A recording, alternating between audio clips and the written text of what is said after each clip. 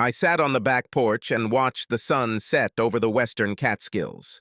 The house, it could not be called a house, consisted of one large room and a fairly spacious porch.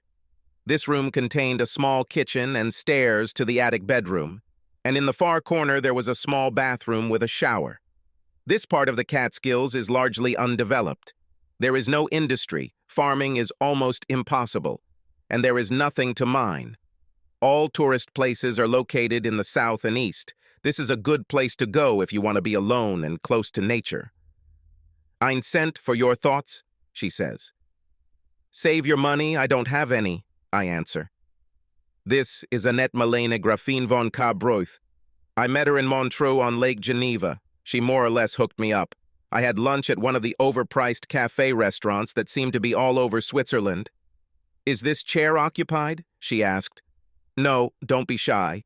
But she didn't take the chair to another table, as I expected. She sat up straight. To my puzzled look, she replied, "I want to practice my English." "How did you know that I speak English?" "Most Americans do," she said with the laugh that had become so familiar to me. This laughter suggests that all Americans are a little simple-minded and, for this reason, are very funny in their immaturity. This was the beginning. It wasn't hard for her to seduce me. Since we arrived in Catskills, she walked all the paths, swam in all the reservoirs, and found all kinds of entertainment that I did not even suspect. The locals love her. Why not?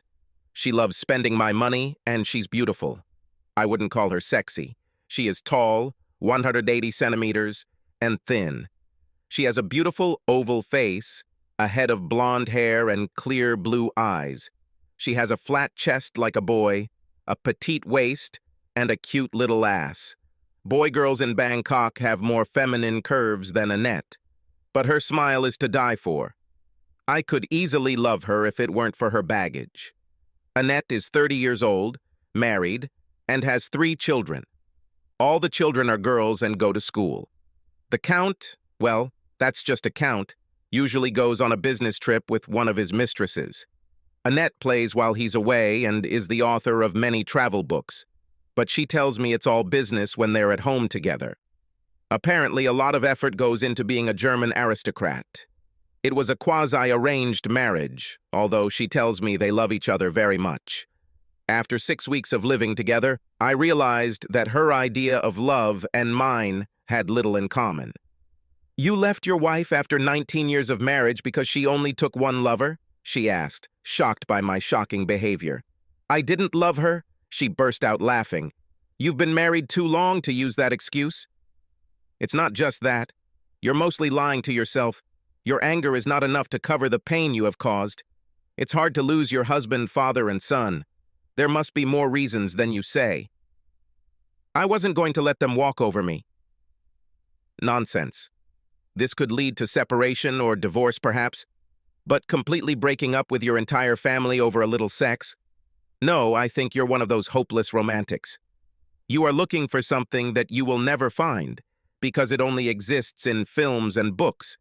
In real life, we take what we can get and are grateful." "How can I live with what she did?" I asked. She laughed her annoying laugh. "Because you cannot live without her, as well as without other women from whom you are also running. You can't even look them in the face, so you hide. You are afraid that you will return to them, because without them, you have no life." Unfortunately, she's right, at least emotionally.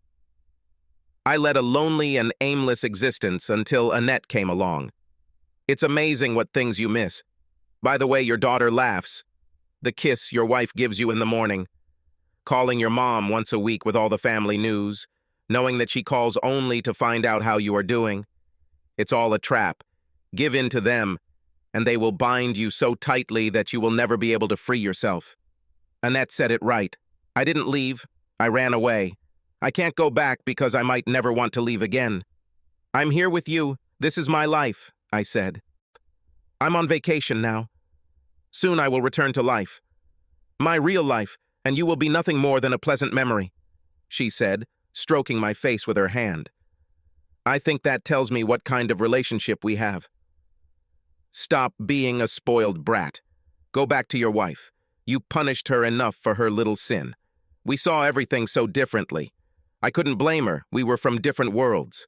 Strangely, I knew my mother would agree with her, but I had to keep searching. Even if I didn't find what I was looking for, I promised myself I'd have a good time. Last New Year, I left my wife and family. I spent the first few months traveling around the Far East. I traveled through all of Asia and ended up in Europe, more precisely in Switzerland. During this time, I never suffered from female communication, but each of them wanted something. Annette was different. Oh, she wanted something, but it was just a good time. She managed to dull the pain in my chest. It's hard to be alone, and it's hard to get rid of feelings that have accumulated throughout your life. You don't choose your family, but you love them anyway. It's nice to watch the sunset. I'm glad I came. The Swiss were so uptight, she said, sitting on my lap. Is our relationship bad? Did it hurt my husband or your wife? And if so, don't they both deserve it? I have no answer. She is right. How rich are you? I think very much, she said. Does it matter? Yes, it has. You are very rich, like my grandfather. He too hid his wealth, but then, like you, my grandfather earned it through ill-gotten means. Trading Western goods on the black market in East Germany with my father, she said. Do you think I'm a fraud? I asked. Well, of course, and smart, because you weren't caught. Doesn't that bother you? I am a woman who married a man because her father needed the respectability that her husband's title provided. How can I criticize you? And yet you say that you love your husband. Why not? He may have married me for Grandpa's money, but it was a deal we both made. And what about love? How stupid you are. Love comes later, when you struggle together, sacrifice for each other, give birth to children, and raise them together. You are here with me, and he is somewhere else, with another woman. She shrugged. Sometimes you need to feel the romance with stupid an American who is lost and alone because he believes in fairy tales. At that moment, my mobile phone rang. It was the contractor for the building at 27 Division Street, Chamonix. I looked around here. It's a complete mess, he said. So clean up and fix what's broken, just like we agreed, I said. But nothing is standard and nothing makes sense. All these hidden spaces and the underground exit to the carriage lane. What's the use of this room? It cannot be rented out, and only a fool would buy it. It's my business. I'm paying you to restore the building. I don't care if it doesn't have a modern purpose. It's not intended for that, I said, and hung up. My anger took over. Ignorance irritates me so much. What? I said as she gave me a knowing look. You're just like my grandfather, always chasing money. I like this building. My grandfather often walked me past it when we went for ice cream. He had an interesting story about him, I said. He had a story, and now you have a scheme. It's always like this with people like you. You never play fair, you always cheat, she said. Elizabeth Parker looked like the complete opposite of her boss, State Senator Maria Consuela Ruiz. The first-term Bronx Democrat was a short, plump woman with dark brown skin reflecting her Hispanic and African heritage.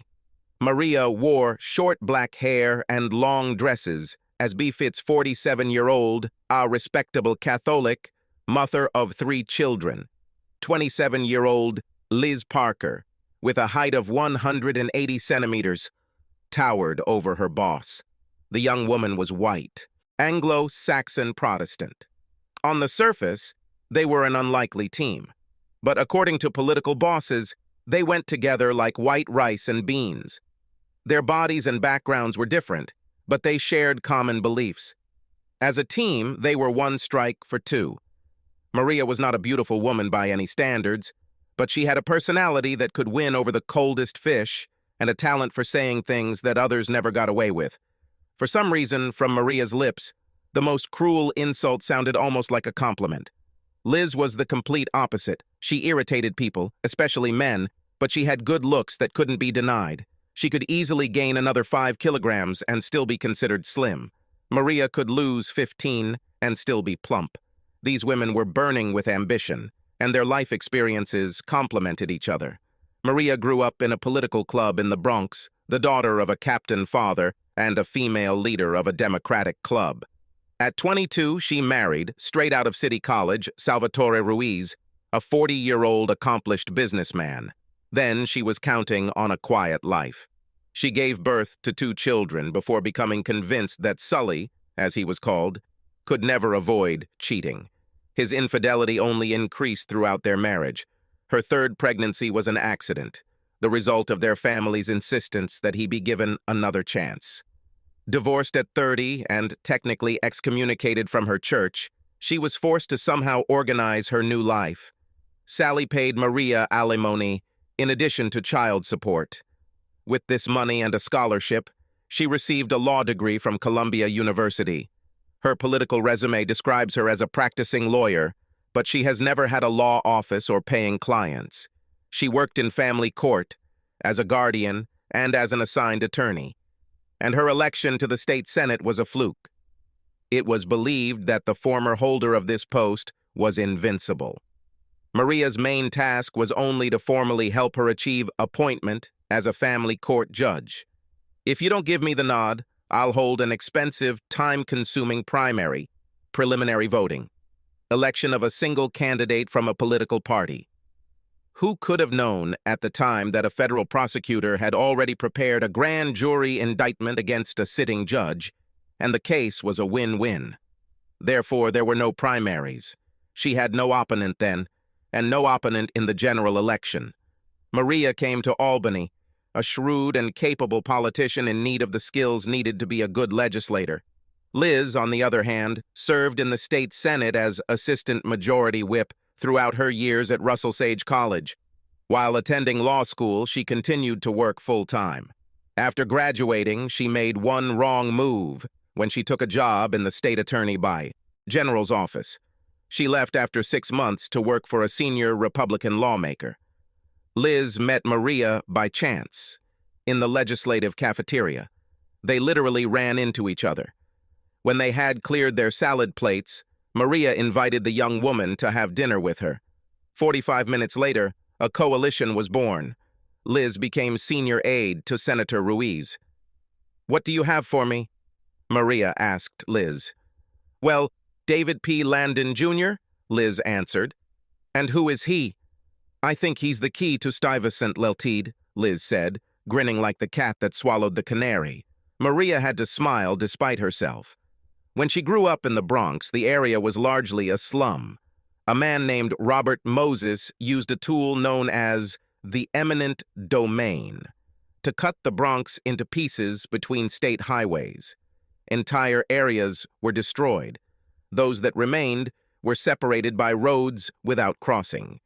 Shops were on one side and houses were on the other side of the roads with limited access. What had once been a series of middle-class neighborhoods overnight became New York's worst slum. When Maria was still a student at City College, a professor advised her to read Robert Caro's biography of Moses, entitled The Power Broker. If Maria could accomplish one thing as a legislator, it would be to reform eminent domain practices in the state. In her first weeks on the job, she came across a rumor about a company called Stuyvesant that was somehow gaming the system. It had all the hallmarks of a scandal, which in turn might spark real reform. Liz passed Landon's file to Maria across the table. "He's 46, married for 20 years, father of twin daughters, both at Wesley," Liz said. "A bit expensive.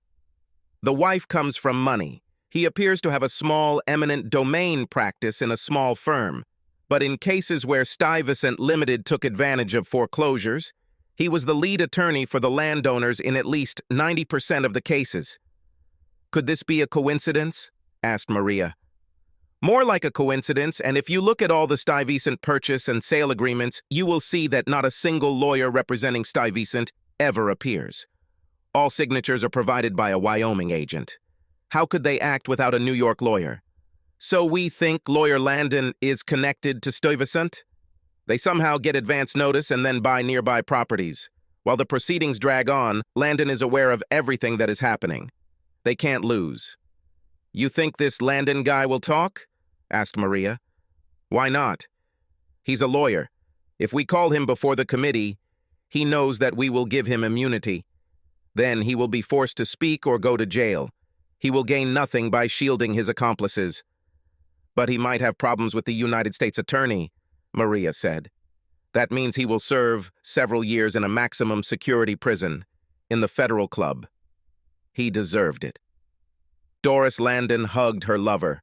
Mark was a tall, well-built man. As a lover, Mark was aggressive and dominant. Overall, Doris found him a very satisfactory lover, and their affair was very stimulating. If only her husband, David, had been more understanding. Things had gone wrong with David since he left her on New Year's Day, about 8 months ago. Obviously, he found out about the betrayal, and despite the fact that all family members tried to assure him that there was nothing wrong with it, he left in an unknown direction. Doris was terribly worried. She loved this big idiot. He was the man she married and planned to spend the rest of her life with. All she wanted from Mark was a little romance, harmless fun, and those feelings you get when you're young and in love. David should have realized this, but of course he didn't. To put it bluntly, David was boring, always was, and always will be. He was a lawyer, for God's sake, and as if that wasn't bad enough, all he did was get convictions. Doris had no idea what he was doing, but she knew it was very boring. Mark was interesting and different from others. He was everything she gave up a good home and family for. She, of course, did not love him, and I didn't believe that I would ever be able to. It was an interlude, like those British movies where the wife meets a handsome guy at the train station, they have a whirlwind romance, and then she returns home to her boring-as-mud husband. But in the movies, the husband understands. After all, they are together, husband and wife. David was gone, and frankly, she didn't trust him to take care of himself. He left his legal practice. He didn't take any money, just clothes and his old beat-up Honda Civic. She was worried. David has never been independent. Doris married him while they were at school together, and in the early years, she supplemented his income with money from her family. David never made much money. In his best year, he earned $90,000. The same year, she earned $130,000, plus benefits as a full professor. She had their health insurance. On his own, David couldn't even afford to get sick. Where was he and what was he doing? She was filled with guilt and anxiety. Everyone in the family said he would return. He would cool down and come back. After all, what else could he do? As his own mother said, he had no life outside of his family. He loved his daughters so much, and now he wouldn't talk to them because they took their mother's side. Her mother was right when she said that Doris waited too long to take a lover. David would never have left her if the girls still needed him. When the girls were in college, he could leave. He was one of those people who always put his fatherly duty first. He must come back and be a good husband. But 8 months passed without a word. "You're thinking about him again," Mark said, hugging her. "Sorry, I can't help it." "I guess I've been married too long," she said, turning to her lover for a kiss. Usually the wife worries about what her husband finds out, and not about the man himself. This is a bit of a blow to my ego. "How many married women were with you, mister?" she asked with mocking indignation. "With several. A woman usually doesn't lie next to you, worrying about her missing husband." Mark didn't say that part of his pleasure was the knowledge that he was cuckolding his husband. He took her husband's woman, and the husband could not do anything about it. David killed some of the fun. The guy just walked out and disappeared. Mark had never met him, but realized that this man was under the control of his rich wife. David may not have been cooperative, but Doris was still wonderful, and even though she was only the assistant department head now, everyone knew that she was going to fill in for the department chair during the upcoming Christmas break. He was due to resign at the end of the year. This would be a good idea for an out-of-work assistant professor who was dating the new professor. "Sorry," said Doris. Liz was confused. Everything seemed so simple. Bring this middle-aged family man to the committee and offer him immunity in exchange for his testimony. Simple and without risk on their part. If he refuses to speak, he will be held for contempt of court, and this will be good advertising for the senator. If he lies, he will be prosecuted. Again, good publicity for the senator. But if he tells the truth, they'll get the scandal they want, and the senator will have a hot topic to ride on. The problem was that David Landon wasn't there. She started looking in the obvious place, his work, but he simply called on January 2nd and said that he was quitting. No one has seen him since he quit, and what's even more alarming is that all of his work was completed before he left. No one noticed, but apparently he had been planning to leave for some time. How to find a person who has decided to leave. Labor Day, picnic at the bank. Chaumont was a large celebration held not on Labor Day, but the week before. Employees, relatives, and friends gathered for a picnic at the Lamplighter for a big day of food and entertainment, more than 500 people in all. The Chaumont family were the hosts, like medieval princes giving a feast to the serfs. Liz received the invitation without any problems. Many politicians gladly accept invitations. She was just one of the crowd of supplicants at the family table Chaumont. The Chaumonts included the Boswells, the Landons, and several other branches of the extended family. Liz decided that the picnic would be a good place to find out what happened to David Landon. His daughters were there, of course. The Landon girls were hard to miss in crop tops and Daisy Duke shorts. They were two sexy-looking women. They seemed to enjoy male attention, but they were also two responsible young women. They organized all the children and led all the games, showing an energy and dedication that was exhausting to watch. Parents could relax and have fun because the Landon girls took care of the children. Of course, many young men were happy to help. Liz laughed at the young and not-so-young men who prostrated themselves to help look after the babies and gawked at the Landon twins in skimpy outfits. Liz wandered around the area and tried to greet as many people as possible, gently asking about David Landon.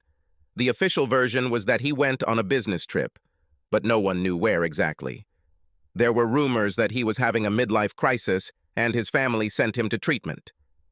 Eventually, she approached a group of tables where the inner circle was clearly Chaumontov. A tall, fair-haired man, quite handsome, if a little heavyset, was in charge of the barbecue team. As she approached, he looked back to smile and wave at the attractive young woman who was holding her own team among what could have been a group of suitors. Liz had already identified most of the Landons and Boswells by questioning them. The blonde man was Lawrence Boswell, Jr., and the woman was his wife, Anne. As Liz learned, she had a certain reputation. Boswell seemed to be enjoying himself and was oblivious to the obvious flirting his wife was doing. "Excuse me, are you Lawrence Boswell?" Liz asked, walking up to Larry. "Yes, but everyone calls me Larry." "Lawrence is my father," Larry replied. "I wanted to meet you. I'm Elizabeth Parker, assistant to the state senator." "Ruiz? Yes, I know. I saw you at the Senate hearing on downtown redevelopment. This project is very close to my father's heart. I think he sees it as his legacy to the region," Larry said. Liz was familiar with the proposed project, a major redevelopment of city center in the old commercial district Chaumont. Many shops and houses will be relocated as a result of the eminent domain. There were rumors in the Capitol building that this was a done deal, but it divided father and son. Larry Jr. was against the project, believing it would displace too many small businesses and families. For this, he was considered a kind of weak sister. By mentioning the project, Larry gave Liz the opportunity she needed. "Well, I assume you've been consulting with your brother-in-law, David Landon, about acquiring the land," Liz said, waiting for an answer. Larry frowned. "Dave is unavailable now and took a short vacation. Liz is tired of this generic version. Look, to put it bluntly, the senator believes that using eminent domain to move so many homes and businesses has significant drawbacks. She would like to call expert witnesses to discuss these issues. Due to this, we attempted to contact Landon, but he appears to have disappeared. Could you tell me how to contact him?" Larry looked very awkward, but before he could speak, a woman with a stunning appearance butted into the conversation. "My husband left me." "Thank you, Larry, but the time for hiding the truth must come to an end. We don't know where he is or if he's even alive," said the woman, who Liz now knew was named Doris Landon. Doris looked like a woman in deep mourning, and Liz's heart sank. "Sorry, Mrs. Landon, I didn't want to pry into your personal affairs, but we wanted to consult with your husband. Forgive me and let me say that I understand where your daughters get such attractive looks." Liz started to walk away, but Doris grabbed her hand. "Please, if you find my husband, tell him, I ask him to come home." Liz felt like a fool, realizing that these people had no idea that the man they saw as a loving husband and father was actually a criminal. How could a person do this to his family, and why? These people had money. He didn't need to steal. She couldn't help but think that David Landon was a heartless man. Annette returned home to live a middle-class life and write her latest travel book. Rupert von Kabruth was at home after his latest business trip. As usual, things didn't go as well as his father-in-law wanted. He was a disappointment for this old rascal. However, something has changed. This time, the old man was softer, or as soft as a man who had been taken and tortured by the Stasi as a young man could be. One had to respect that he never spoke about it, and that, according to legend, he never named a single name. Count Rupert knew he was not in this league. It took more than just courage to play in it. This required the nerves of steel and the brains of a criminal from Cracker Jack. Rupert knew that he would never achieve what the old man expected, not alone.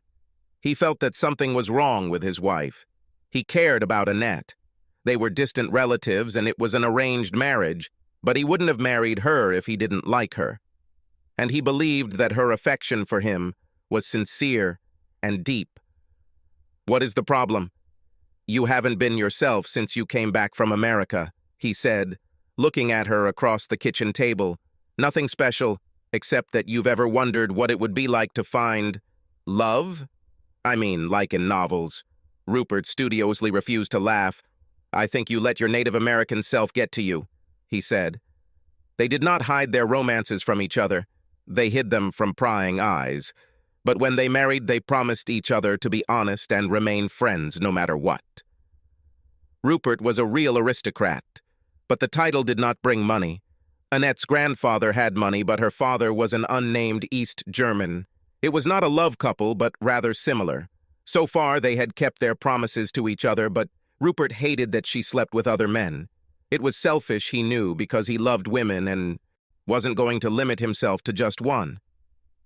But he always felt that Annette was special. Rupert considered her the best of women, or even the only one of her kind. This American was completely different. Obviously, he penetrated where the previous ones did not penetrate. He made you think, didn't he? Not so much to think as to feel as if there could be something more, she said. "This is an exceptional place. How did you find it?" Sheila Morgan told Liz Parker. They had lunch at a Café Ilium in Troy. It was a nice, casual place with an extensive breakfast menu. "Trivia that locals know," Liz said. "It was Labor Day weekend. The senator went home to the Bronx to, as they say, tighten her flesh. Liz was off duty when she ran into her old school friend Sheila, who was touring the college with her daughter Paula. Mother and daughter visited several schools while driving through the Hudson Valley. In Troy, they toured Liz's alma mater, Russell Sage, an all-girls university, and Rensselaer Polytech, a large, wealthy institution. Paula was only a sophomore, but the trend was that searching and planning had to start early. "I still can't believe how much you've grown," Liz told Paula. "Maybe you can convince my mom, like a big girl, that I don't need an escort every minute." "That's why you need a mother to look after you," Sheila said, and hugged her daughter affectionately. "Oh, look, isn't this the same English professor who gave a talk yesterday?" Paula said. Liz sat with her back to the door, but now she turned and saw Doris Landon come in with a tall, handsome black man. He put his arm around her waist, and when they sat down at a corner table, they quietly kissed. "Yes, I think so. But what is her name?" Sheila asked. "Doris Langdon, Mrs. And this is not her husband," Liz said, unable to contain the disapproval in her voice. "Don't judge, Elizabeth. We can't know all the facts." "You need to get over Edward," Sheila said. "Who is Edward?" asked Paula. "Just a regular snake that wears pants," Liz replied. Sheila laughed and told her daughter that she was too young to hear the story. It wasn't really that big of a story, but it hurt like hell, that's for sure, even all these years later. Edward Ryan was the best-looking guy in his graduating class at SUNY Albany. They were getting married. That was until one afternoon, like any bad story, she returned to the apartment they shared and found Ed in his bed with another woman. From there, the story only got worse. She ran out of the house in tears. With nowhere to go, she ran to her friend Sheila. Sheila, her husband, and 2 children had a house the size of a matchbox in Kingston. They were a good 10 years older than Liz. He was a teacher, as was Sheila, until she decided to go back to school and get a law degree. They lived modestly, but they had a sofa on which she could sleep. 2 weeks passed, and she decided that she had to forgive Edward. He made a mistake. She called him and asked him to meet at a small, gloomy bar called The Elbow, not far from the law school. Edward looked remorseful when he arrived, but when she tried to make amends, "I have something—" "Oh, this is difficult," he said. "What?" "Well, this is how it is. I fell in love." "You bastard. Are you breaking off our engagement?" "I think yes. You either know or you don't." "Please don't be angry. I can't help my feelings. I assume you want the ring back." "Well, here, take this," she said, throwing him a small diamond ring.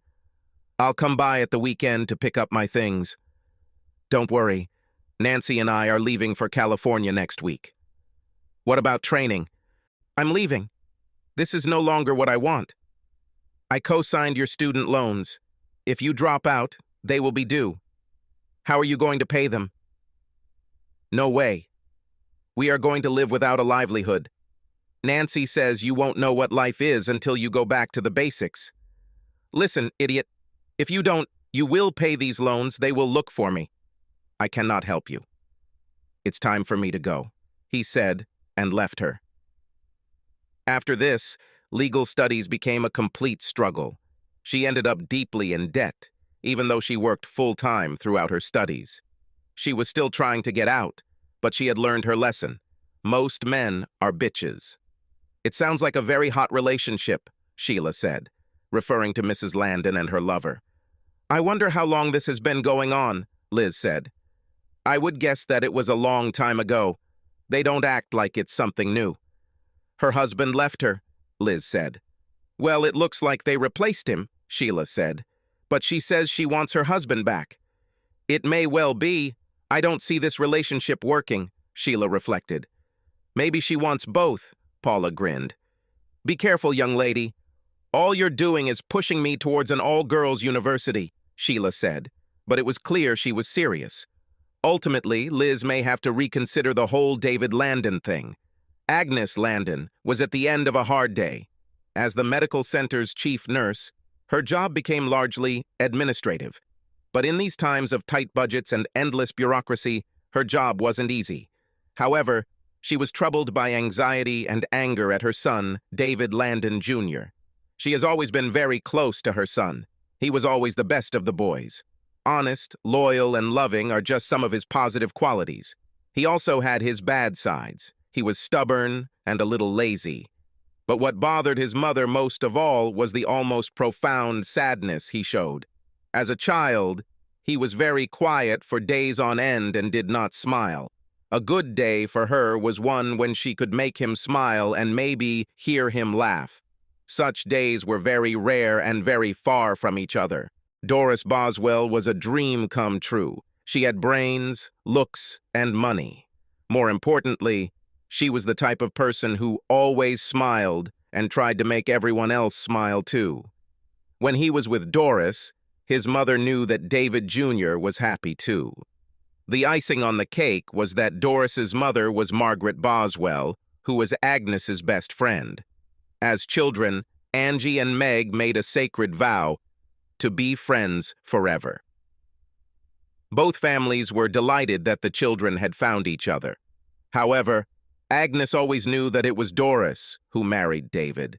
He was a passive man, but a bit of a romantic, a stubborn, impractical dreamer who could throw away his life in search of something that would never be found in this life. Agnes knew her son and where he got his stupid ideas about what life should be like. In her youth, she was also a romantic. She married David Sr. while a nursing student. Her friend Meg married Larry Boswell a year later.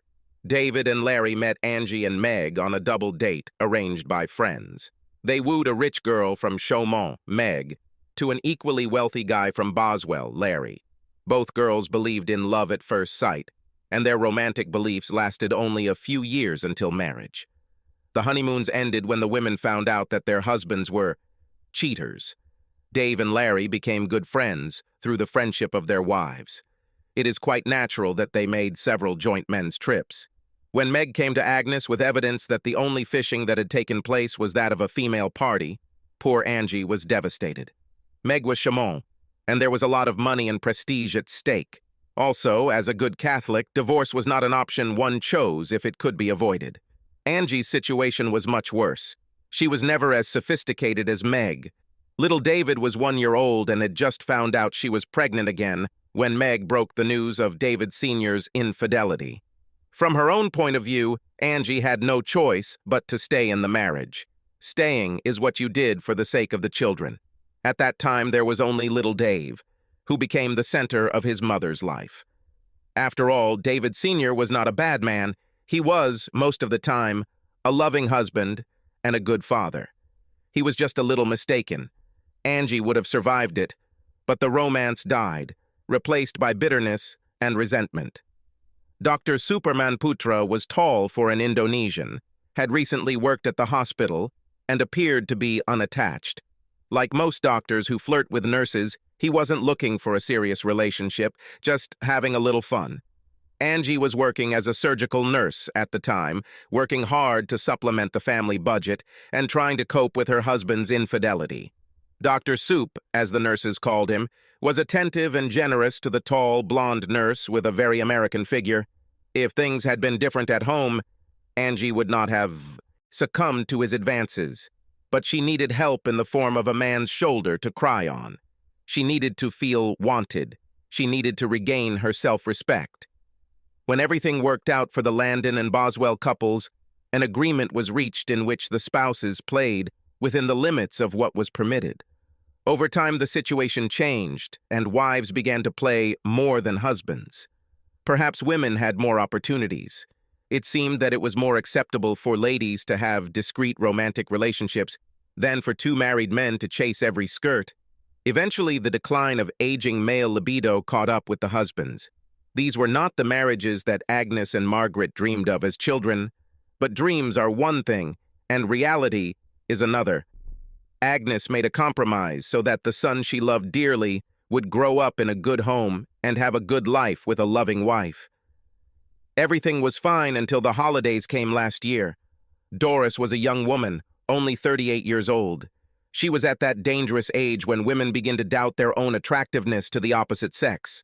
David was an adequate husband. As a father, he was caring and attentive. He clearly loved his daughters and was devoted to them.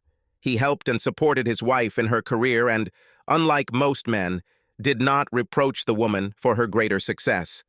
On the other hand, Agnes didn't kid herself that David wasn't boring. As a man, he was a lawyer, and that profession seemed to define him. He didn't drive cars, didn't play sports, and didn't collect anything. The worst part was that he seemed to become even darker as he grew older. It is not surprising that Doris sought entertainment outside of her marriage. She was a wonderful woman who took care of Davy. He wasn't the type to do it on his own, but Doris, on the other hand, was confident and independent. As she aged and matured, Doris's appearance seemed more and more attractive. She was one of those women who went from a beautiful girl to a beautiful woman. Is it any wonder that she found herself a younger and more handsome man? But this woman also had a head on her shoulders. She did not leave her husband, but was simply looking for an unnoticed affair. Why did David leave? He was a smart man. He should have known that he couldn't give up everything and survive. But Agnes knew that she could always count on her son's stubborn nature to overcome his common sense. When David left, she expected him to return within a few days, but that was 8-9 months ago. Where was he now? How does he live? The families agreed to leave him alone and let him cool down. Perhaps this was no longer the best strategy. Before leaving, he said hurtful things, mainly to his mother and wife. Perhaps if he knew that they had forgiven him, he would have returned? After all, he is a good son and a good husband, a father who is ready to give his life for his children. The good son had a pair of sevens in his hands. The game was Texas Hold'em, but it was played in a hotel room in Monte Carlo. The game was illegal and rigged. I was here out of boredom. After Annette returned to her family, I was feeling a little lonely and decided to pick up where I left off on my European tour. Monaco was the most boring place on earth. If I hadn't stumbled upon the poker game, I would have left a long time ago. This was not the first time I played poker with Europeans. The game was popular and cheating was rampant. This particular fixed game was a challenge. I wandered around it for several weeks, trying to understand how it was done. The game always had at least 5 players. 3 were permanent and participated in the setups. The 4th was the target, always the rich, free-spirited player, and the 5th was someone like me.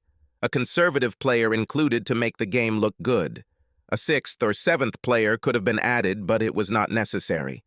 The point is, these guys were good. They probably could have won fair, but this would require more time and effort. I focused on beating the cheaters. What else could I do these days? The victim of this evening was the German businessman Felix Gunther. He has already lost 200,000 euros. He was an affable guy and apparently quite wealthy, but even he was beginning to feel pain. I was down just under 20,000, but that was about to change. "Are we still playing at table stakes?" I asked. I find that when communicating with some Europeans, it is best to emphasize an American accent. They kind of expect it, and when you're going to trick a scammer, it's smart to give him what he expects. The game was simple. The deck we were playing with was missing a few cards. These cards were held by the player to the right of tonight's big winner, Stephen Doctor. The 3 sharks alternated who would win, but the course of the game was the same. Between each hand, they laid out a few cards and then stored them until needed. The dealer knew his name was Franco. If he had a last name, I never recognized it. The problem was that he had a real caffeine habit. Normally, like the rest of us, he took 1 toilet break every 2 hours. But today, we had a very attentive and stunningly attractive new waitress. Michelle was wearing an extravagantly short skirt and a blouse with too many buttons undone. I paid more attention to her than to the game, and she flirted back, making sure all the drink glasses were filled, including Franco's cup of coffee. When Franco needed a break, I innocently suggested that Michelle act as a dealer. The others chuckled, but did not object. Michelle wasn't just a sexy waitress. She was also an excellent mechanic. Only not cars, but cards. And it was not obvious. She had real skill. When I saw the flop include a king of spades and a queen of hearts followed by a 7 of diamonds, I knew what was coming next. My friend across the table had a pair of kings, which his like-minded people slipped to him. He came in with a slight increase in the rate, and then I asked about the rates. "This, monsieur, what's on the table?" said Stephen. "Good, because I'm all in," I said, pushing 2 stacks of bills that, if the top 20 euro bills were removed, left 500 crisp 500 euro bills. I saw old Stephen blush, but how could he lose? He had 3 kings against a stupid American who spent most of the evening losing, looking at a pretty waitress. "What's the matter? Should we start calling you Stephanie?" I asked, as offensively American as I could. "Open up, my impudent friend." When I turned over my 7s to his kings, he was grinning widely. When the Jack of Diamonds came up, I thought he and his partners were enjoying themselves. When Franco walked into the room after the bathroom break, Michelle, the bitch that she was, smiled as the 4th 7 came up, just in time.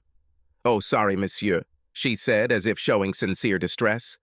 Of course, the sharks suspected that they were being played, but how exactly remained a mystery.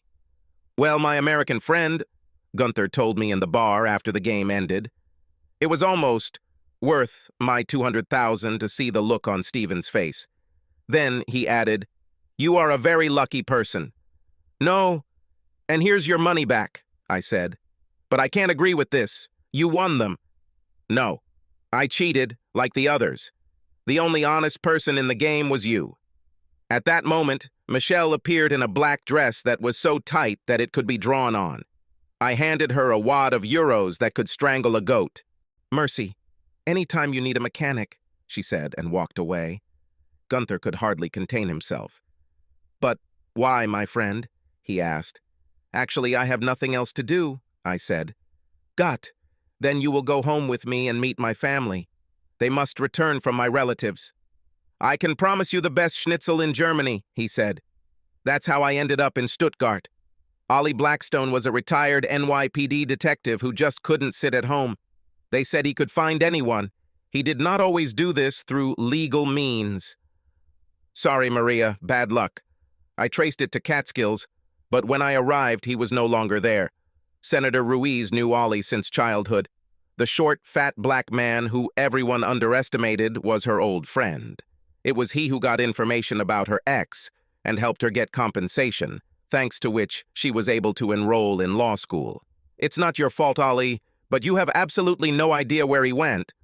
No, the guy clearly didn't run or hide. Part of the time, he was in the Western Catskills with a woman. She was German, looked very good, and was married. She was very friendly. But he is a shy type, although the locals considered him a fairly nice guy. Maria could only smile. David Landon is a pleasant rascal. How do you know that the woman was German and married? Most of the people in this part of the forest, and I mean the forests, are white. Many of them are Irish or German. I think they recognized their two and respected the wide gold ring she wore. Poor Ollie. What did they think of you? Well, Maria, with people like these, they may well consider themselves better than you, but they are too polite to let you know it, Ollie said, a smile lifting the corners of his mouth. So, we came empty-handed? Not really. I think I've identified his Achilles heel. His family is something else. First of all, I think he left because his wife was having an affair. The rest of the family play a little themselves. But your boy has never played. They consider him a humble, successful lawyer. But I am absolutely sure that he is from the Stuyvesant entity, in the full sense of the word. He is a fraud, no doubt, but a shrewd one, perhaps even a great one. He doesn't care about the law, but family is another matter. I think he will do anything to avoid them. How can I use this if we don't know where he is? I guarantee someone in this family knows. You just need to press the right button. He has another problem. A property called 27 Division Street, the one he bought at the very beginning. This site is controlled by Center Square Development. The property itself is worth nothing, but he spent a fortune on it. He wasn't as careful as he should have been. Unlike his other deals, this one is directly related to the project. It is difficult to see any legitimate purpose in his actions. Good evening, Miss Gunther. I'm glad to meet you, I said in my pathetic German. Hello, Mr. Landon. I'm very glad to meet you, and your German is really terrible, Sophie Gunther said in perfect American English, struggling to suppress her laughter. Felix could tell me that his wife is American, I replied. Actually, I'm Canadian, and Felix always likes to prank North Americans this way. Sophie was at least 15 years younger than her husband. She was, as they say, a beauty. A short, but not petite woman. It was folded, round, in all the right places. I wondered why Felix was wandering around Monte Carlo alone when he was married to such a hot young wife. The couple had 2 children, a boy aged 4 and a girl aged 2, and lived in a large house in the suburbs. When I say big, I mean, by European standards, about 10,000 square feet. The house had an addition, a large entertaining room with a bar, and ample outdoor space for dancing. Like many houses in Germany, it was ultra-modern and lacked the warmth of family. I missed that house in Catskills, but it was not difficult to stay with the Gunters. My hosts put me up in an extravagant guest room overlooking a nearby vineyard. They had a lot of fun, so having an extra man seemed just right for Sophie. She began to match me with all her available friends. The problem was what the hostess understood by freedom. "Sophie, can I ask a question?" I said, sitting with her at the small round table in the kitchen breakfast nook. "Of course, Dave. I think I was paired with Mrs. Erickson at your dinner party last night." "Yes. Were you against her as a partner?" "She's quite attractive and has a lively personality," she said. "Well, she is married and, I believe, lives happily with her husband. But he wasn't with her last night, but I was. But she was just having a nice evening. She wouldn't seduce you when you first meet. She and her husband would have to come to an agreement before that would happen, but she wanted to meet you. You made a very good impression, and you have, I would say, an interesting reputation." She said all this, with a sly smile on her face. I hesitated before asking my next question, although by then I was already sure of what the answer would be. "Mrs. Gunther, could you also, by chance, find mutual understanding with your husband?"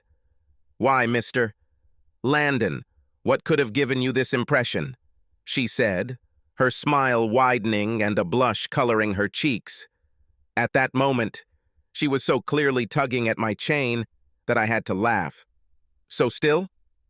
"Well, as you already know, my family lives in Canada. 2 big trips with children happen more than once every 2 years. So on these trips, when I supposedly visit them, I get to play, so to speak. I always choose a respectable man, someone Felix doesn't know and hopefully never meets. Gambling is on his side. Thus, we indulge our vices within the limits of what is permitted. By the way, he loves to hear about my little adventures." She said this with slight embarrassment. "Sometimes I feel like Alice walking through the looking glass. Left is right, and right has become wrong. My poor friend, it seems to me that you have a bad case of sanctimonious romanticism. What you need is to relax and enjoy life. After all, if a person violates some legal norms, then why does he not dare to violate social rules?" she said. "I don't judge. As you suggest, I'm hardly an angel. But accompanying married women makes me feel uneasy. Well, tonight, Fräulein Dieter, with whom you are paired, is not married, but unfortunately she is not free. So you have to behave well and just stay free. I invited her man, Rupert von Kabroith, and his wife, Annette. They have mutual understanding. He keeps a mistress or two, and she sometimes has a discreet affair, but only where no one finds out, Sophie told me. I see Mrs. Kubruth has relatives whom she also visits." "No, she is a travel writer. When she is abroad, she plays, but only with men her husband will never meet. They are well off, but not rich. He is our version of the Count. I'm impressed, but I'm strictly speaking the odd man out tonight," I said. "Yes, be a good boy. Don't show your blues from the outback," she said, patting my hand. The evening began with cocktails shortly before 8. Dinner was supposed to take place at 9, but they rarely ate until late. Most evenings lasted until midnight. All the guests that evening, like my host, were selling auto parts. "Good evening, Herr Landon. I've heard a lot of good things about you," Annette said. "I'm very glad to meet you, Countess," I replied. "What the hell are you doing here, David?" "Same as you, pretending we never met. Fräulein Dieter was quite pretty. She was a tall brunette with exceptionally developed breasts, young, maybe around 20 years old. She spoke almost no English and, as stated in my German, you could get a glass of wine or coffee, but nothing more. Most of the guests spoke English, so I communicated well until Sophie cornered me around midnight. She pulled me onto the steps in the garden, away from the other guests. "Why didn't you tell me that you slept with Annette von Kabruth?" she asked, not too pleased. "Why on earth did you say that? You've been avoiding each other all evening, and you're just her type." "Sorry, I didn't think it was visible," I said. "Do you realize how impolite it is to embarrass poor Rupert like that? I'll have to ask Felix to apologize." She then turned to return to her guests, leaving me alone to go into the garden. Ornamental trees, shrubs, and paths were illuminated with hidden lighting fixtures with architectural precision. A voice came from the shadows. The most pleasant evening for the end of October, but I'm afraid we won't have those again, said Rupert von Cabroth. You may be right, but I assure you that where I come from, in New York, it is much colder, I said. It's strange. My wife was talking about the heat. Well, here's your problem. Hot summer and cold winter. Well then, I'll try not to go there. He came out of the shadows. You know, he began, I think I look better and a little younger than you, but of course you are still taller, richer, and much more interesting. I don't think I can be called interesting. This is a false conceit, because you are very dangerous, and this always excites women. Perhaps you misjudged me, I said. I think not, at least in my wife's mind. Perhaps you are assessing her incorrectly. Oh, I didn't talk about her intentions, only her desires. But it's time for me to go back. Good evening, Graf. Hope to see you again. Good evening, Herr Landon, and I wish you to return home soon. With these words, the Count left. Thank you for having me, Mr. Boswell, said Liz Parker, the bank's newly appointed executive vice president. Chamon. I hope that I am and will always be available to both our clients and the community, Larry Boswell, Jr. said, motioning for Liz to sit down. Senator Ruiz sends his regards to you. Well, how can I help the senator? Liz actually hated what she was about to do. Larry Boswell was a good guy, although if it weren't for his family's money, he would have been a good guy. She did not envy his wealth or his position. It was a classic case of money doesn't solve problems. Anne Boswell, Larry's wife, was, as Liz discovered, out and about. She barely tried to hide her adventures. The other women and men in his family were hardly better, although more secretive. State Chamontov was built on theft and corruption. Larry Sr. was an old and great swindler. The Center Square project was replete with what politicians called honest extortions. Once Center Square was completed, most of the project's contributors would have become lifers, or at least until the next election and another turn to the trough that is Albany. Larry Jr., as Liz found out, was not involved in anything and disputed everything. He had gone to marriage counseling twice with his wife and was planning to go back again because Anne was pregnant and there was little chance that this, her second child, was a blood relative of her husband. This was Anne's 5th pregnancy. Liz realized that she was looking out of the office window at the Center Chamon, which will soon be razed to the ground. Sighing and straightening her shoulders, she dropped the bomb. This is a subpoena for your appearance before the State Senate Standards and Practices Subcommittee. This is a relatively new group, and we are investigating allegations of improper activity under the state's eminent domain process, Liz said, handing the paper to Larry. But I don't know anything about eminent domain. I assure you I have nothing to do with the Center Square project. Oh, we know that, but you know the whereabouts of David Landon, your brother-in-law and closest friend? David knows it all, chapter to verse.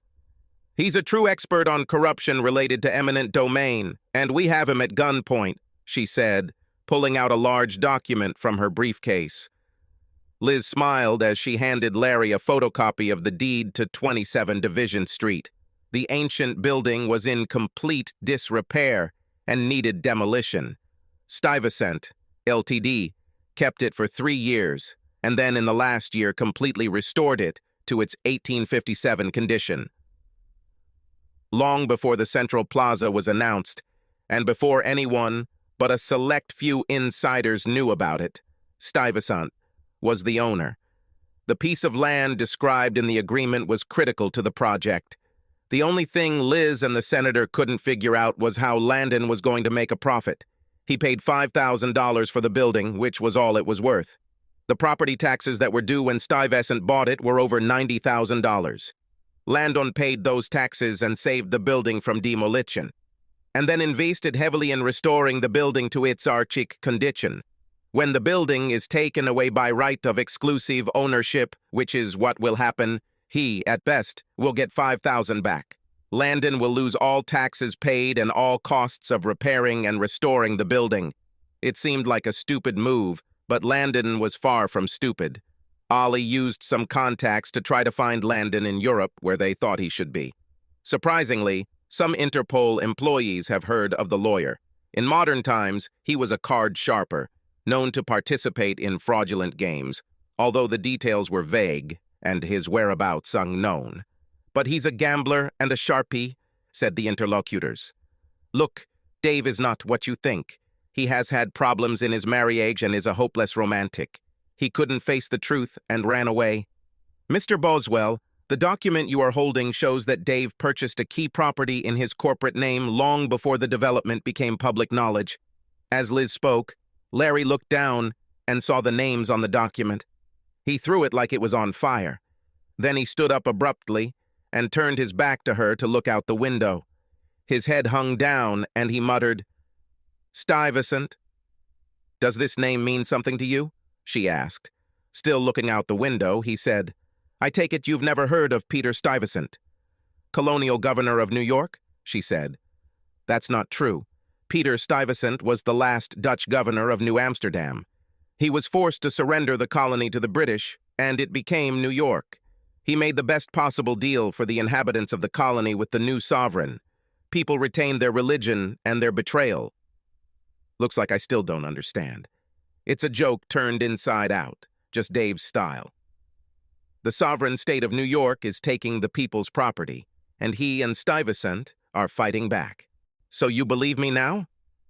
He's a good person. Please! He just left, because his wife is just as wild as yours. He turned to look at her as she spoke. "Sorry, I didn't mean to say—" "You know about Anne," he said, looking defeated and tired. "Please, I'm so sorry," she said. Larry sat back. "What do you want?" "All he has to do is come and testify. We will give him limited immunity. He will pay damages and perhaps make some kind of deal with federal prosecutors, but he shouldn't get a serious sentence. Maybe a 2-year trip to Raybrook. He plays tennis?" she said, forcing herself to smile. "What if he doesn't come back? It will be very awkward for families. Many people could get hurt. Your relatives are not exactly saints. And of course, there is Anne. We wouldn't want to use this, but the senator will want it." Liz couldn't answer. Politics is a dirty game. "Okay, I'll talk to the family and then to David. He is a good man. I doubt he'll throw them all under the bus to save himself." She stood up to leave, but she couldn't just leave. She had to explain herself. "The senator is trying to change the system to help many people who cannot protect themselves. Please try to understand. If only there was another way." "Sometimes you have to do terrible things to do good," she said. "You talk like a woman," he said. "It's unfair. If I had time, I would tell you what a man once did to me. So believe me, I have no sympathy for your wife or Mrs. Landon. Are we going to compare wounds now? Well, think about this. We don't even know the father's race. There seem to be several possibilities." Liz said nothing and hurried away, but what she really wanted to do was run to Lawrence Boswell, hug him, and comfort one of the few truly good men she knew.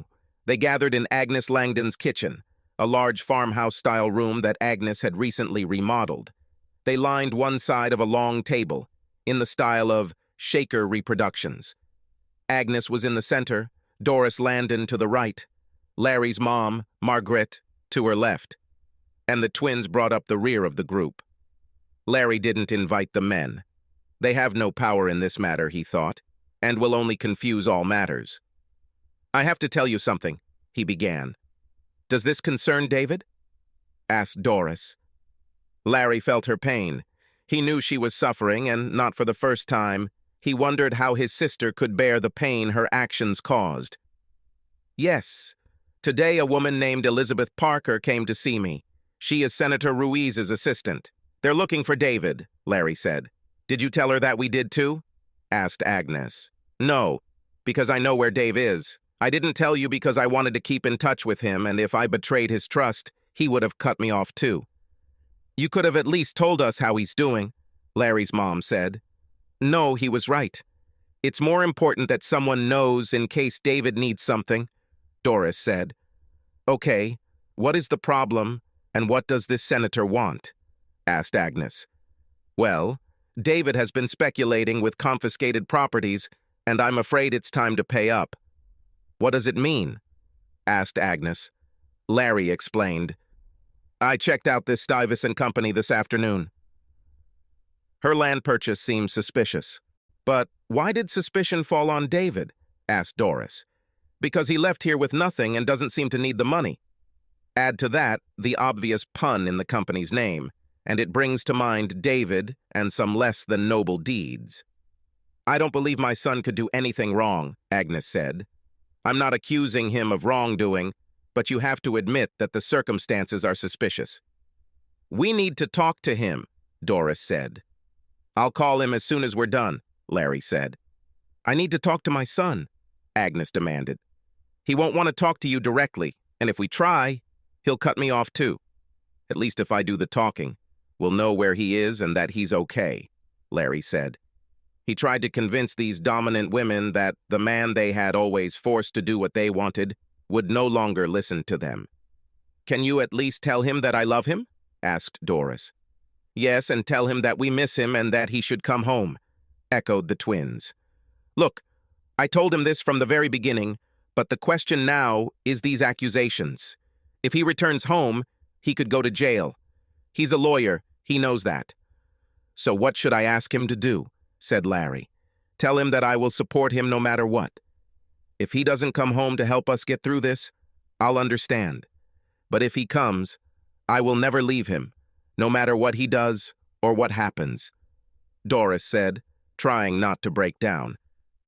Tell my son that we forgive him, and as Doris said, whatever he wants, Agnes said. That's right, even if it takes every penny we have to help him out, Larry's mother said. All the women started crying.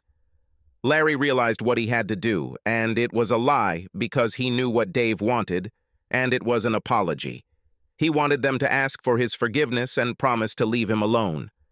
The problem was that they didn't think their actions were truly wrong and couldn't imagine letting him go. Larry didn't think they were capable of letting David go, and unfortunately, David knew it. But hey, what are good friends for, if not to tell you what you want to hear? Very impressive, Felix, I said.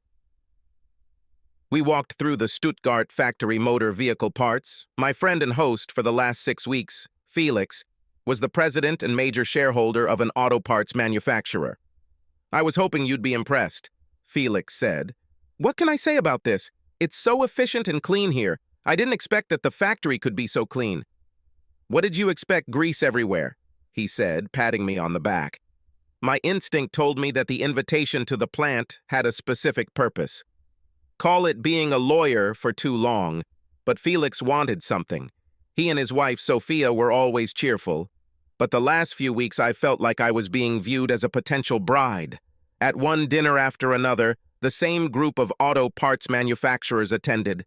They seemed to want to know everything, from what I ate for breakfast to how I slept at night. Felix led me out of the production area and into a much smaller office building. All 4 buildings on the 3-acre site had a utilitarian appearance. The administrative building was 2-story. The sales department was located on the 1st floor, and the accounting department and executive offices were on the 2nd floor. Felix took me through the engineering and storage areas and finally into the production areas. He was an excellent tour guide, but the tour was clearly over when he led me into his office. His brother Hans, Wilhelm Jenner, and Ulrich Franks were waiting for us there. The last 2 were technically the CEOs of 2 of his competitors, but competition was the last thing these guys wanted. Ulrich was about 40 years old. His friends called him Rick, and he had just taken over his small company from his father. Willie Jenner was from East Germany. He was about 60, but looked hardly 50. He was an old wise fox, with a very dubious reputation. "Guten Tag, gentlemen," I said. In response, I received, "Hello, Dave." Felix's administrative assistant served us coffee, and we continued chatting about nothing in particular for about 15 minutes, until, on a signal that I had not noticed, Felix brought up the topic for which I had been brought. "Dave, we were interested to know your opinion," Felix began, but hesitated. "We ask you to express your opinion on the possible expansion of our activities in the North American market," said Rick. He was not a patient man. Well, I believe that you are already in this market. After all, German cars use proprietary parts and tools, different parts and equipment for each brand, I said. True in principle, but we need a common after-sales market, said Hans. Well, why ask me? I'm, of course, not an expert in your business. But you know the local situation, Felix said. I understand that when we say North America, we don't mean Mexico. It's too dangerous. And Canada, wages are rising, unions are somewhat strong, and the currency is strengthening. No, we mean the U.S., where wages are falling, unions are weak, and most importantly, an attractive, corrupt government. So any states, specifically, we were thinking about North Carolina or New York, Rick said. I see, but why New York? Outside New York, there is high unemployment, no corporate taxes, and very soon cheap natural gas, Felix told me. It's clear. Well, good luck to you then, I said. You don't understand, Mr. Landon. We need someone familiar with local customs, Hans said. Such as, well, you know, rewards and the like, Felix explained. I see you are looking for a person who would deal with honest offerings, as we call it. Exactly.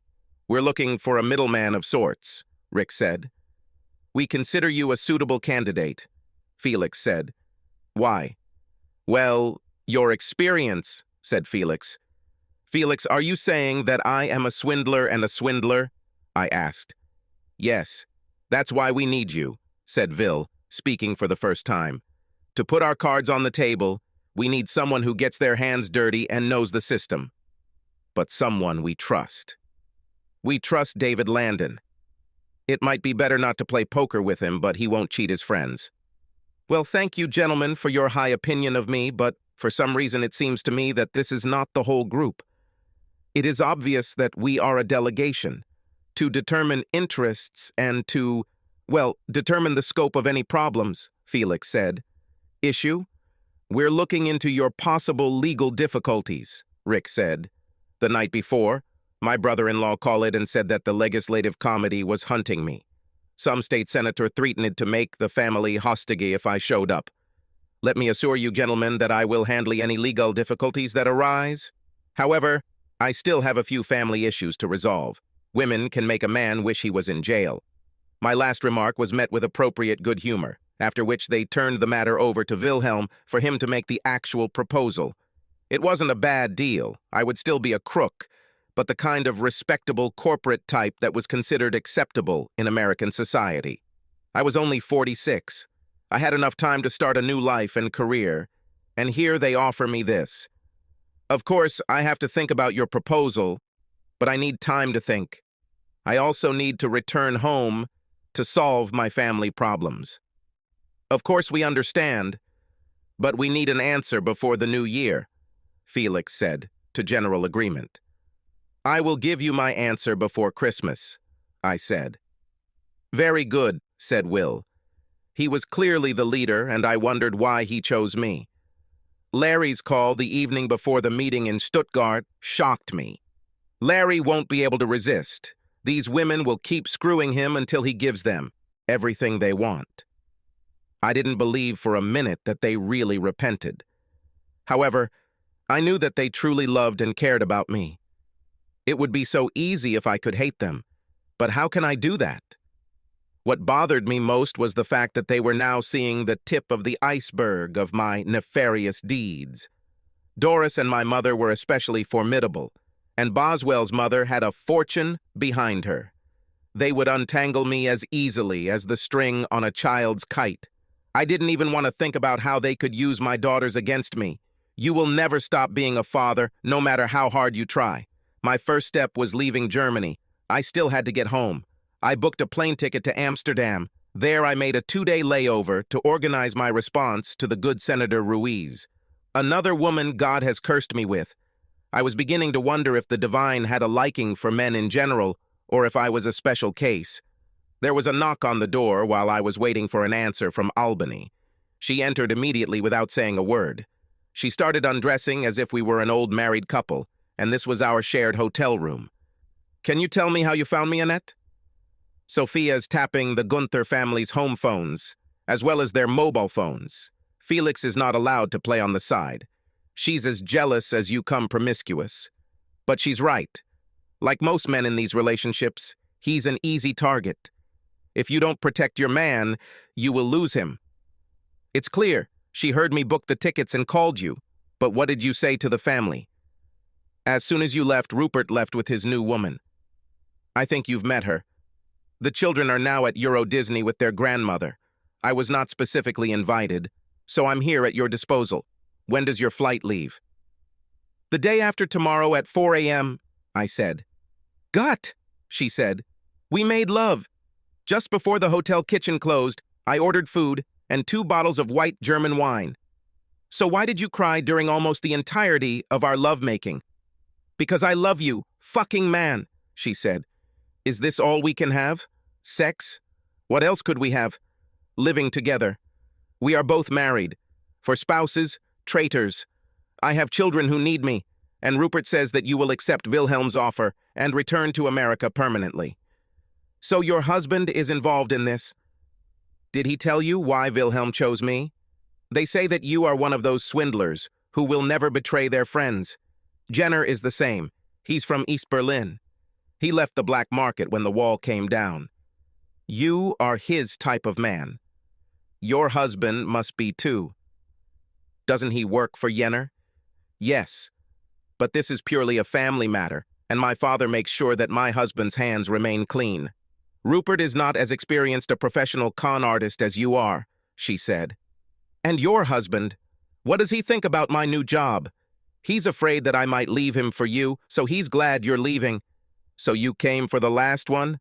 I came to say that I love you, and you must return home to your beloved wife and forgive her for what she was, stupid. We women can be so stupid to men, but a good husband should be understanding and forgiving. Otherwise, he is not a real man at all. She said this with a sincerity that struck me to the core. Annette was a special woman. We kissed. I didn't know how I could leave her, but I knew that she would never leave her husband and children. He can sleep with any woman in Germany, and she will never leave. The most she could do was sleep with other men to restore her pride. We were a hopeless couple, 2 romantics stuck in marriages with practical spouses. Annette and I told ourselves that we too could be practical. But it came at a cost. She was right about one thing. My always practical wife allowed herself to be stupid because she wanted another man. Did she regret it? Will we ever be able to have an equal marriage, honest relationship? So many questions, and I had no answers. I don't remember anything about Amsterdam except the airport, the hotel room, and Annette. Her last words to me were, "Go home to your wife, but remember that I love you, and I don't give up what I love." A Christmas tree was erected in Rockefeller Center. It's that time of year in New York City when people experience the stress that comes from trying to be cheerful. The Dutch flight attendants recommended the Club Suites Hotel where they were staying in New York. Its rooms are small, but it's across the street from Rockefeller Center, making it a convenient location to get in and out of. I've been told that more people get engaged and more marriages break up in December than any other month. I thought about ending my marriage on the 1st of January last year, but here we are, I'm still married. For Doris, divorce would be easy if she wanted it. If not, I'll need a lawyer, and a good lawyer. My finances have been pretty tight. It would be embarrassing if my wealth became known. I didn't want any publicity that might offend my new German partners. Oh yes, I accepted their offer. Why not? Free enterprise is the American way, and what could be more enterprising than being a messenger boy for a group of German industrialists? Jimmy Landrew was very happy to hear from me. He seemed to miss me, as did his creditors. He was more than happy with my new position, as were many of his friends. It's amazing how many wonderful and expensive restaurants there are in New York, with very dark corners. I think that in 1 week I justified Wilhelm's faith in my abilities. I sent him a simple email. Ready? We can start. Good, Wilhelm Jenner. He was a careful man, and I like careful men. Jimmy had some doubts. This standards committee is not the Moreland Commission. The governor won't step in to save you, Landrew said. Don't worry, Jim. I won't point fingers at you. Besides, the only thing they have that directly links me to any property that is being foreclosed on is 27 Division St. You didn't give it to me. Division Street is my ace at the bottom of the pack, I said. I will never understand you. How do you manage to stay calm? These people want to wiretap you. Never bluff when the deck is stacked, was all I answered, leaving Jimmy shaking his head and worrying. That evening I returned from yet another expensive dinner with the assistant of someone whose sole job was to negotiate insurance, banking, and legal work. Everything is very legal, without the actual transfer of money and without any real connection between the parties. Sure, there were Jimmies in the world who needed loans, but they were small fish who knew who, where, when, what, and why. The money was for information and to protect my back. Vaccination is built into the deals. The financial insurance and legal work looked legitimate, and it was all pay to play. There was a knock on the door as I threw my expensive jacket onto the chair next to the small table. When I opened the door, she came in and began to undress. I was overcome with déjà vu. What are you doing here, Doris? You didn't come to me, so I had to come to you. How did you find me? A little bird told me. On or off, she said. What? Should I leave the stockings on or take them off? Stop it. Sorry, I cannot. I need my man. A year has passed. I need my Davy. What happened to Mark? By this time, she was completely undressed and moving towards the bed. He's gone, poor thing. His contract was not renewed. Did you fire him? No, his contract was not renewed. Are you the head of the department? No, only since January. Come on, I need this. It will not happen. Yes, it will happen. Maybe just once, as you say. Did you fire that bastard? The outgoing manager fired. He loved to seduce other people's wives. He didn't want such a person in my department. You just sleep with them. Shut up and do it. After that, we lay together. I had forgotten how good it was to be with her. No woman could do to me what Doris could do. Only Annette was her rival. I saw that these women, completely different from each other and from completely different walks of life, were made of the same flesh. They loved sex, but needed love. They wanted to possess their men, but remain aloof. They could be depressingly practical, but they craved romance. And yet they always made a rational decision, a safe and selfish choice with the excuse that it is the only practical way. My problem was that I was helpless when it came to them. This won't work, I said.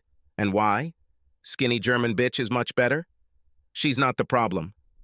The problem is your lies and betrayal. You are a hypocrite. I didn't lie.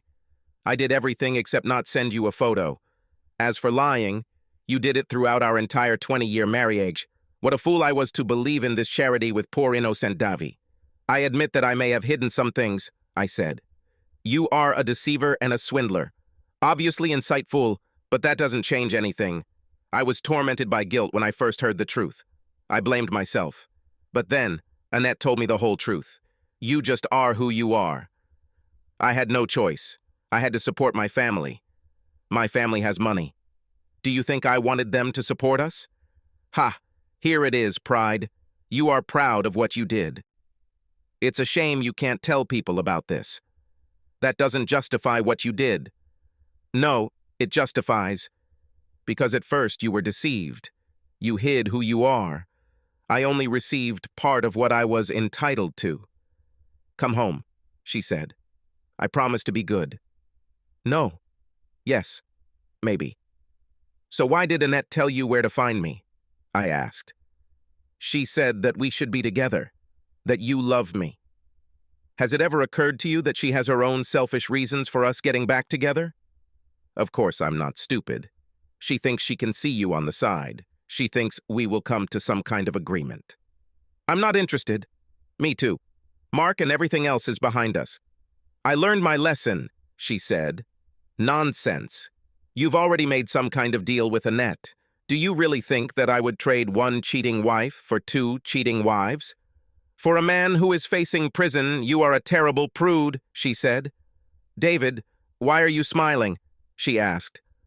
The driver picked me up in front of the hotel. The taxi driver wasn't interested in going to the South Bronx until I showed him 5 crisp $100 bills. The fare is plus 200 there and plus 300 back. No more than an hour, I told the rather surprised Sikh taxi driver. When we arrived, it was a storefront in a nice-looking block of buildings. Unfortunately, most of the shops were empty, and there was a vacant lot across the street. The taxi was waiting for me right outside the entrance in a spot clearly marked as no parking. Senator Ruiz's district office made no impression. The reception I received was hostile at best. The secretary was sitting at a simple office desk. She was a young black woman who obviously took an immediate dislike to my hand-sewn European suit. I hope it was the suit and not the color of my skin, but you just don't know. 2 young Spanish-speaking men sat at a card table, working on books that looked like voter registration books. They stood up when I entered as if I had come to challenge them to a duel. Is Senator Ruiz free? I asked. Do you have an appointment? Asked the young woman. No, but I'm sure she'll want to see me. You need a meeting. Are you a voter? She said, unable to keep the grin out of her voice. Just tell her David Landon is here, and we'll see what she says. I guess I said it confidently enough to make her doubt it. Wait here, I'll tell her. With these words, she stood up and headed towards the back offices. The boys approached menacingly, but I just looked at them. A short, plump woman approached me, extending her hand. Mr. Landon, I'm very glad to meet you, said the woman whom I took to be a senator. The senator was followed by the secretary, who now looked like a sheep. The senator offered coffee, which I declined, and then led me back to her rather modest office. I have to say, David, you are not what I expected, said Senator Ruiz. Oh, what did you expect, a gray-haired, obese, middle-aged family man? You are about a year late. It's clear. Well, let's discuss eminent domain in general or Stuyvesant in particular. Neither one nor the other. I don't have time for that. If you need advice on foreclosure law, I can refer you to some excellent attorneys. As far as Stuyvesant is concerned, my client matters are confidential. Well, I have a subpoena that will check this.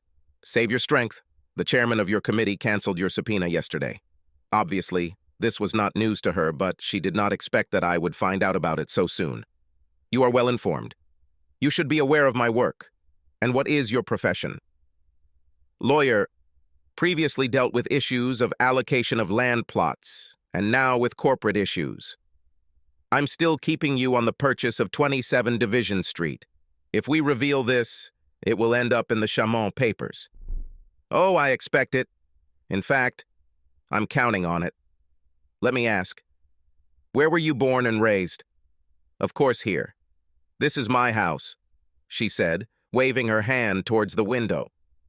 Well, I was born in Chamonix. My grandfather took me to Broadway for ice cream until he died, and my mother took me to Main Street to shop. Do you think I want a Chamon finish the same way? I said, waving my hand towards the same window. From my pocket, I took out an envelope with a letter. It was delivered to me by express mail that morning. What is this? She asked when I handed her the letter. Read it, I said, turning to the door. The letter was written on the governor's official letterhead, very formally thanking me for donating 27 Division Street to the state of New York. It contained very extensive research, confirming what my grandfather had told me many years ago. Division 27 Street was a building for secrets. It housed bootleggers in the 20th century, and more importantly, for my purposes, runaway slaves in the mid-19th century. But I don't understand, she said. What's incomprehensible here? The only subject from whom the government cannot take away property is itself. Building on Division Street in Chamonix was donated to the citizens of the state. They graciously accepted the donation of the Underground Railroad Station, which is now part of the state's historic trails and attractions. The building is in its original condition, with hiding places and secret entrances. So you gave away the building. You are still a deceiver and a fraud. But too smart for you and those who want to destroy my house for the sake of some kind of profit. Without 27 Division Street, there will be a big hole in the center of the Center Square development project. They will have to redo and reapprove the project. It will take years to return. Good afternoon, Senator. The senator could only look at the documents and shake her head. There was more here than met the eye. There was more to this man than you expected. He was no saint, but he certainly wasn't a villain either. The Bush Memorial Chapel at Russell Sage University is a large neoclassical building. Today it is filled to capacity. Wilhelm Jenner was pleased to see that many family members Chamont decided to attend this event. He was told that it would be a small, quiet wedding, but the hall was filled with representatives of the various branches of the Chamont family and their German guests, including his daughter, Countess von Kabroth. The bride looked beautiful in her simple white dress. She was several years younger than the groom. He had been married before. This caused a small scandal and the fact that he, a Catholic, did not marry in his church. This was the bride's first marriage, and she was very much in love. The only witness was the bridesmaid, a short, plump woman of Hispanic origin. The best man was completely different. Tall, expensively dressed, he had the appearance of a lawyer and outshone the groom in appearance. But no one doubted the superior character of the groom, Lawrence Boswell, Jr., the new president and chief executive officer of Chamont Bank and Trust, or the virginal beauty of his bride, Elizabeth Parker. No one in the room could say the same about the best man, David Landone, and his wife. Wilhelm Jenner, who was sitting in the hall, was glad to have the opportunity to communicate with his new colleagues from Chaumont. When David offered to buy the bank after the failure of the Center Square development project, Wilhelm was not sure, but everything ended well. Now they built their facilities with other people's money and with the active support of the government. David was the right choice. He was corrupt enough to pull off the necessary deals. He first came to Wilhelm's attention when Annette went to America with him. Wilhelm investigated and liked what he found. Annette's husband gave her respectability, just as William's father-in-law had predicted. Unfortunately, Rupert was practically useless when it came to their business. They were small fish, and the big ones were always trying to swallow them. Landon arranged everything well. The state gave them cheap land, exempted them from all taxes, and subsidized the training of workers. There will be cheap electricity when the state lifts its moratorium on fracking, which Landon said will come when gas prices rise. Today's wedding neutralized one of their problems, the good Senator Ruiz. Landon had her wrapped around his little finger with this historic building scam. Jenner didn't believe for a second that Landon hadn't originally planned to use the Square Center scheme to blackmail him with that building. This was the kind of ploy that Wilhelm himself would have used. Wilhelm Jenner has come a long way since the days when he sold pirated rock and roll records on the streets of East Berlin. He didn't look his 67 years old, and today he felt young. Why? The night before, he put two women to bed, the groom's mother and the best man's mother. They came to his room to ask his intercession for poor, good-for-nothing David, as Agnes described him. But how can I help? This is, of course, your family problem, he said. He respects you, Mr. Jenner. Make him listen to reason, Margaret pleaded. Call me Vil, please. Ladies, may I offer you something to drink while we discuss this? He didn't tell them that he had already obliged David to stop acting like a child and make peace with his wife. That way he and Annette could be safe. He even promised to send her to him often, supposedly on business. This last promise was negotiated by Annette in exchange for help in reconciling the Landons. She had to play the trump card, but the fact that Rupert's mistress became pregnant freed Annette to make this move. The ceremony ended and the wedding party headed to the Victorian mansion along Washington Park that became David Landon's new home, a large house in the Victorian neighborhood, a house that could accommodate the whole family and numerous guests. David, can I talk to you? Agnes asked Landon. Yes, Mom? I want you to know that I know you never meant to hurt me. You had my best interests at heart. Of course, it's not your fault that everything was, well, not quite as it seemed. I love you and will always love you. No matter what, you are my son. I've done some things I'm not proud of, but Life is not a bowl of cherries, David said, a smile breaking his usually gloomy face. I told you this once, isn't it? Smile and everything will always work out. Be happy, you only live once. And are you happy? David thought about this as he looked across the small garden in which they stood to where his wife, Doris, was talking to his mistress, Annette. Both women were laughing and having fun. At this moment, Annette turned to him. She smiled and brought her hand to her stomach. She wore an empire waist dress that was shorter in the front than in the back. It was a very elegant dress, befitting a countess and concealing her growing figure. She removed her hand and turned back to Doris. Of course. Why not be happy? We only live once, he said, hugging his mother. Oh, I'm so glad. Life is so difficult that we needed to save our family. Wilhelm said this just last night. He is a wise and understanding person. The Countess is very lucky to have him as her father. Yes, Mom, I'm happy, and I learned my lesson. From now on, I will be a good boy. Never bet on the deck, no matter how handsome the dealer is, he said. Agnes was puzzled by the last statement, following his gaze across to where Doris stood next to Annette Melaine, Countess von Kabroith, the daughter of her last lover, who hoped that his daughter's pregnancy would give him the grandson he longed for. Subscribe to our channel so that your second chaff doesn't cheat on you, and go ahead and listen to the next story, because this story is nothing compared to the next one. If you're under 18, don't even think about listening to the next one. Listening to the next one. Listening to the next one. Listening to the next one. Listening to the next one. Listening to the next one. Listening to the next one. Listening to the next one. Listening to the next one. Listening to the next one.